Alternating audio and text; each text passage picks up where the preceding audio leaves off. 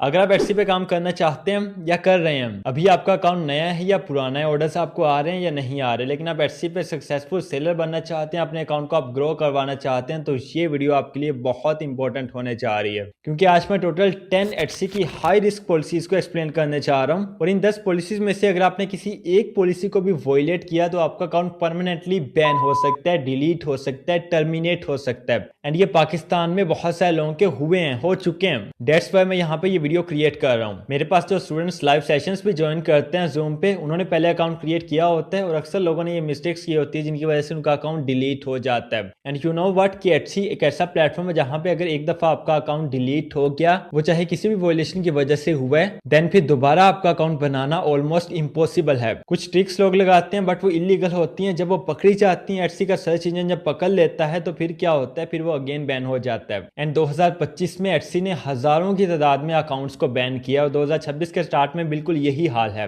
And इसकी एक ही reason है कि हम पॉलिसीज को जाने बगैर, समझे बगैर जाके काम स्टार्ट करते हैं, और फिर हमसे कोई एक आधी गलती हो जाती है जिसकी वजह से हमारा अकाउंट परमानेंटली लाइफ टाइम के लिए बैन हो जाता है। तो चलिए बगैर टाइम वेस्ट के चलते हैं और चल के सीखते हैं कि वो कौन सी पॉलिसीज है जिनको आपने फॉलो करते हुए एटसी पे काम करना है और ग्रो करना है, एंड कौन सी 10 मिस्टेक्स आपने बिल्कुल नहीं करने। इनफैक्ट इनमें से एक भी आपने नहीं करने। सो अस्सलाम वालेकुम, मैं हूं गुलफाम अली, डिजिटल मार्केटिंग एक्सपर्ट। अगर आप चैनल पर नए हैं तो आप चैनल को सब्सक्राइब कर सकते हैं और साथ बेल आइकन को लाजमी प्रेस कीजिएगा ताकि आपको नई आने वाली वीडियोस की नोटिफिकेशंस टाइमली मिल जाएं। तो चलिए आज हम वीडियो स्टार्ट करते हैं।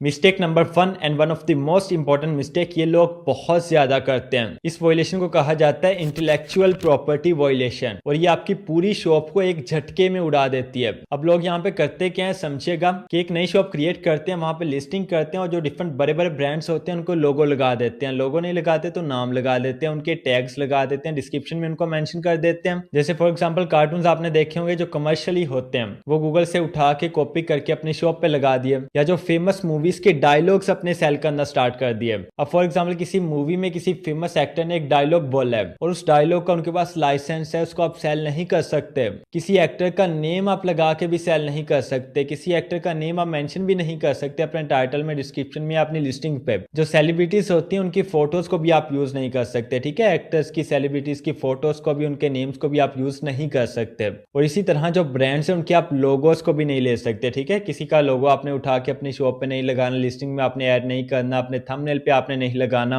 और इसके साथ साथ मोस्ट इंपोर्टेंटली जो कैनवा के टेम्पलेट्स होते हैं उनको आपने एज इट इज यूज नहीं करना। बहुत सारे लोग क्या करते हैं, कैनवा में जाते हैं, एलिमेंट्स में जाते हैं, वहां से टेम्पलेट्स लेते हैं, उनको डाउनलोड करते हैं, डाउनलोड करने के बाद एटसी पे आते हैं, वहां पे सेल करना स्टार्ट कर देते हैं। तो ऐसा आपने नहीं करना। जो भी आपने टेम्पलेट सेल करना है, पहले आपने प्रॉपर्ली इसको क्रिएट करना है, ठीक है। मैंने स्टेप बाय स्टेप आपको बहुत सारी डिजिटल प्रोडक्ट्स को क्रिएट करना सिखाया प्रैक्टिकली, और हमारी ये पूरी प्लेलिस्ट अवेलेबल है। तो पहले आपने प्रॉपर अपना डिजाइन बनाना है, ठीक है। डिजाइन में आप एलिमेंट्स को यूज कर सकते हैं, बट एलिमेंट्स को अकेले आप एज इट इज यूज करके वहां से डाउनलोड करके लिस्ट नहीं कर सकते। और बिल्कुल भी आपने एटसी को बेवकूफ समझने की कोशिश नहीं करनी। एटसी का ऑटोमेटेड स्कैनिंग सिस्टम होता है जो इमेजेस को भी स्कैन करता है, टेक्स्ट को भी, डिस्क्रिप्शन को भी, टैग को भी, टाइटल को भी, एंड ऑटोमेटिकली स्कैन करके वो बता देता है कि यहाँ पे वॉयलेशन हुई है, फिर आपका अकाउंट वहां पे डिलीट हो जाता है, बैन हो जाता है। सो ये फर्स्ट मिस्टेक है इंटेलेक्चुअल प्रॉपर्टी की, इसको आपने बिल्कुल नहीं करना, ओके। मिस्टेक नंबर 2, और ये एटसी की वॉयलेशन है जिसका नाम है मल्टीपल अकाउंट्स या लिंक्ड अकाउंट्स। जैसे फॉर एग्जांपल आपने एक अकाउंट क्रिएट किया, आपने दूसरा भी क्रिएट कर लिया, तीसरा भी कर लिया, ये फॉर एग्जांपल 2 ही आपने क्रिएट कर लिए। अब दोनों का आईपी एड्रेस सेम है, वाईफाई आप सेम यूज कर रहे हो, डिवाइस आप सेम यूज कर रहे हो, या अगर और कुछ नहीं तो आपकी बैंक डिटेल्स दोनों में सेम है, या आपका आईडी कार्ड सेम है, या आपके ब्राउजर की कुकीज सेम है, कुछ ना कुछ सेम हो जाता है। लेकिन याद रखिएगा कि इनमें से अगर कोई एक चीज भी सेम है तो आपका अकाउंट डिलीट हो सकता है, सस्पेंड हो सकता है,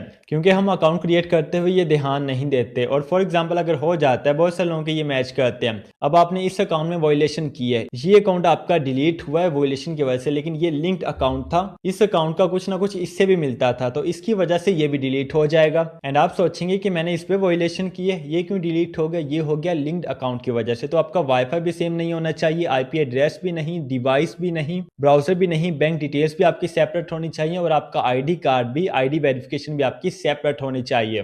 अदरवाइज फिर ऐसा हो सकता है कि अल्लाह ना करे कि ये एक अकाउंट आपका डिलीट होता है किसी भी वॉयलेशन की वजह से और इसके साथ जितने भी लिंक्ड अकाउंट्स हैं वो सारे डिलीट हो जाएंगे, चाहे वो 5 है, 10 है या 1 है। So I hope you understand. Mistake number 3 है फेक इन्फॉर्मेशन ड्यूरिंग वेरिफिकेशन। जब भी वेरिफिकेशन करते हैं, एटसी का अकाउंट क्रिएट करते हैं या एटसी वेरिफिकेशन मांगता है, तो हम क्या करते हैं, मोस्ट लोग वहां पे फेक इन्फॉर्मेशन देते हैं। या तो उनको पता नहीं होता या जानबूझ के वो फेक इन्फॉर्मेशन देते हैं, जिसकी वजह से क्या होता है कि एटसी को पता चल जाता है। जाहिर सी बात है, अगर आपने नेम कोई और दी है, आईडी कार्ड पे आपका नेम कोई और है, बैंक पे कोई और है और जो पियोनियर आपने साथ लिंक किया है उस पे कोई और है, तो डेफिनेटली फिर एटसी को पता चल जाएगा और एटसी क्या करेगा, फिर आपका अकाउंट सस्पेंड कर सकता है। एंड ये केस बहुत लोगों के साथ हुआ है और मेरे पास लोग आते हैं, मुझे बताते हैं, तो इससे आपने अवॉइड करना है। फेक इन्फॉर्मेशन आपने नहीं देनी, अपना नेम आपने सही लिखना है, एड्रेस आपने सही देना है और आपका बैंक, आपका आईडी कार्ड, सारी डिटेल्स आपकी मैच करनी चाहिए। ओके। मिस्टेक नंबर 4 है पेमेंट्स एंड बैंक प्रॉब्लम्स, और इस वजह से भी बहुत से लोगों के अकाउंट्स डिलीट हो रहे हैं। हम लोग क्या करते हैं कि अकाउंट अपने नाम का क्रिएट किया है, बैंक अकाउंट किसी और के नाम का लगा लिया है, या जो हमारी बैंक की डिटेल्स हैं उसको डेली हम चेंज करना स्टार्ट कर देते हैं, एक दिन में 2-2 3-3 दफा चेंज करते हैं। ये सबकी बात नहीं कर रहा, लेकिन कुछ लोग ऐसे होते हैं और ऐसा करते हैं, एंड ये भी एटसी अकाउंट की वॉयलेशन है। और इसमें एक ये चीज भी आती है कि किसी क्लाइंट ने आपको ऑर्डर दिया, उसने बाद में रिफंड कर लिया और ऐसा होता है कि आपकी प्रोडक्ट वो नहीं होती जो आपने दिखाई होती है। तो बहुत सारे क्लाइंट्स आपको पे करते हैं, आपको ऑर्डर देते हैं, लेकिन बाद में रिफंड की डिमांड करते हैं। वो चाहे आप उनको रिफंड नहीं भी करते, आपकी पॉलिसी ये है कि आप रिफंड नहीं करेंगे, लेकिन वो एटसी को रिक्वेस्ट करते हैं कि ये वो प्रोडक्ट नहीं है जो उन्होंने यहाँ पे लिस्ट की है, जो दिखाई है।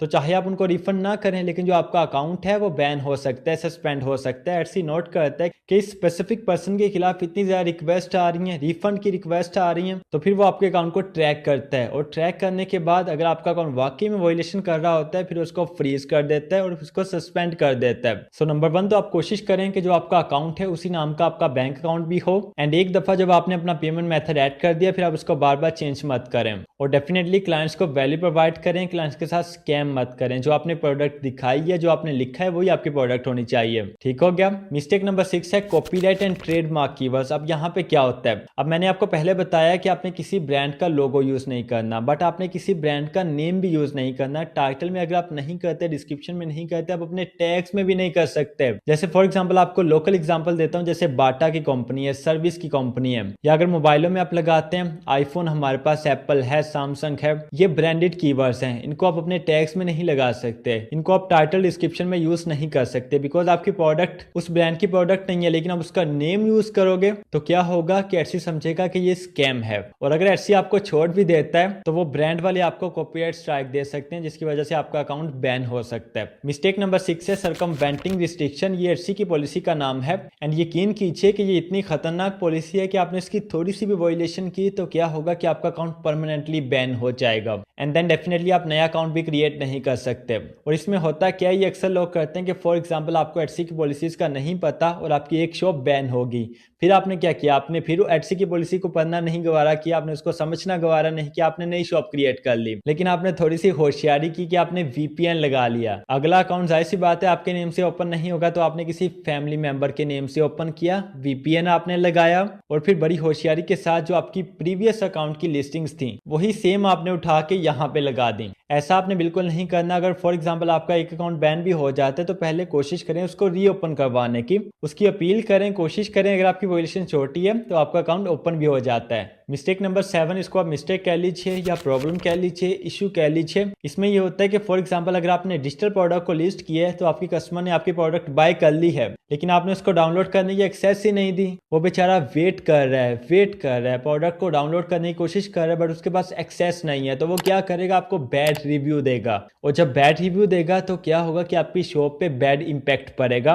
और इस तरह के अगर कुछ रिव्यूज आपकी शॉप पे आ जाते हैं तो एटसी फिर आपकी शॉप को रेड लाइन में लगा देता है, क्योंकि एटसी की पॉलिसी है कि वो बायर्स को हर तरह के स्कैम से प्रोटेक्ट करता है। सो अगर आपने डिजिटल प्रोडक्ट सेल करनी है तो अपने क्लाइंट को इंस्टेंट डाउनलोड की एक्सेस देनी है, और अगर आपने फिजिकल प्रोडक्ट्स को सेल करना है तो आपने इंस्टेंट शिपिंग देनी है। ठीक है, शिपिंग को आपने लेट नहीं करना, जो टाइम आपने लिखा है टाइटल में, डिस्क्रिप्शन में, उसी टाइम पे आपने शिपिंग देनी है। हाँ, कभी कभार लेट हो जाता है, इसमें कोई प्रॉब्लम नहीं है, लेकिन अक्सर अगर आप ऐसा करेंगे तो फिर तो अगर आप फिजिकली भी यहाँ पे कोई कारोबार करते हैं, कोई शॉप ओपन करते हैं, तो फिर वो भी आपकी नहीं चलेगी, तो ऑनलाइन भी कहाँ चल सकती है। तो इस चीज का भी आपने ख्याल करना है। मिस्टेक नंबर 8 है डिजिटल प्रोडक्ट्स का मिसयूज करना। बहुत सारे लोग क्या करते हैं कि प्रोडक्ट उन्होंने ईए टूल से क्रिएट किया है, बट एटसी के ऊपर लिस्ट करते हुए क्या कहा है कि ये मैंने खुद बनाई है, वहां पे लेबल नहीं किया कि ये ईए से क्रिएट की है। ये आपने लाजमी करना है। इसके अलावा जैसे कि वीडियो के स्टार्ट में मैंने बताया कि कैनवा के टेम्पलेट्स को भी आपने एज इट इज यूज नहीं करना, उनको भी आपने प्रॉपर एडिट करके फिर आपने सेल करना है। इसके अलावा आपने ऐसा कोई भी टेम्पलेट सेल नहीं करना जिसका लाइसेंस आपके पास ना हो, ठीक है। मिस्टेक नंबर 9 है सस्पिशियस बिहेवियर। अब यहाँ पे क्या होता है, बहुत सारे लोग क्या करते हैं कि एटसी पे आते हैं, अकाउंट बना लिया और एकदम से 50 लिस्टिंग्स कर दी, 30 कर दी, 20 कर दी, एकदम से कर दी। आप कह लीजिए कि 10 से 15, 20, 25 मिनट्स में किसी के टेम्पलेट्स उठा के लगा दिए आपने बना के, उनको कॉपी पेस्ट कर दिया कि 10 से 15, 20 मिनट्स में 50 लिस्टिंग्स कर दी, 30 कर दी, 40 कर दी। या इसके अलावा अपनी शॉप पे फेक ट्रैफिक ले ली। फेक ट्रैफिक क्या होती है, पेड ट्रैफिक जिसको कहते हैं। अभी एक पर्सन की शॉप पे 0 ट्रैफिक है, लेकिन अचानक से हजारों की ट्रैफिक आना स्टार्ट हो गई। अब ये सारी चीजें किसमें आती हैं, ये फ्रॉड में आती हैं, और फ्रॉड की वजह से भी एटसी आपका अकाउंट बैन कर देता है। एंड मिस्टेक नंबर 10 है handmade products, not actually handmade, but आप उनको हैंडमेड कह देते हैं। अब फॉर एग्जांपल प्रोडक्ट आपने लिए अली एक्सप्रेस से, अली बाबा से, किसी और ड्रॉप शिपिंग स्टोर से, उसको आप एटसी पे लिस्ट कर रहे हो, बट आप वहां पे बता रहे हो कि ये मेरी हैंडमेड प्रोडक्ट है, ये मैंने खुद बनाई है। और ये चीज भी एक बहुत बड़ी वॉयलेशन है। जो सही बात है, जो सच बात है, वो आपने बतानी है। इंशाल्लाह आपकी सेल्स भी बहुत अच्छी आएंगी, आपका अकाउंट बहुत जल्दी ग्रो करेगा। ऑर्गेनिक ट्रैफिक उस पर लेके प्रॉपर उसकी एसईओ करें, आप खुद देखेंगे कुछ ही दिनों में आपका अकाउंट ग्रो कर जाएगा, क्लाइंट्स खुद आएंगे, ट्रैफिक बहुत अच्छी खुद आएगी,